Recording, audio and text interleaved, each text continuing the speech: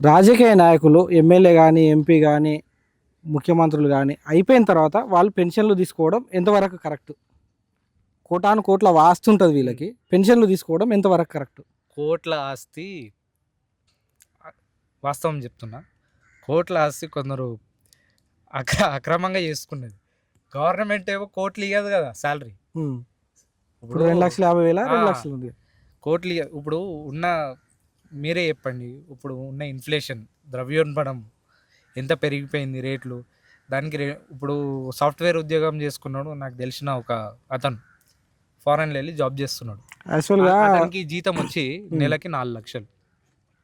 అంటే ఉన్న ఇన్ఫ్లేషన్కి రేట్లు కూడా పెరిగినాయి. సరే 2.5 లక్షలు అంటారు.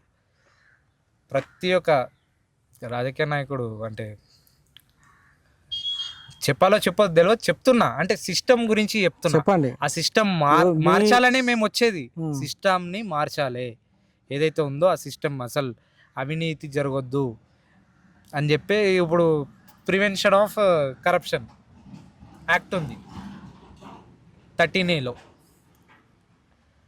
ఇప్పుడు ప్రజాధనాన్ని రాజకీయ నాయకులు కానీ, ప్రభుత్వ ఉద్యోగులు కానీ, అధికారులు కానీ దుర్వినియోగం చేస్తే, ఆ ప్రజాధనాన్ని దుర్వినియోగం చేస్తే prevention of corruption act 13A ఉంటుంది. మీరు చూడండి. అమలు అవుతుంది. అసలు మన భారతదేశంలో అమలు అవుతుందా? సింగపూర్లో కరెక్ట్గా అమలు అవుతుంది, మన ఇండియాలో మాత్రం అమలు కావట్లేదు. ప్రివెన్షన్ ఆఫ్ కరప్షన్ యాక్ట్ ని ఉల్లంఘించిండు ఎవడు ఈ డ్రామా రావాడు.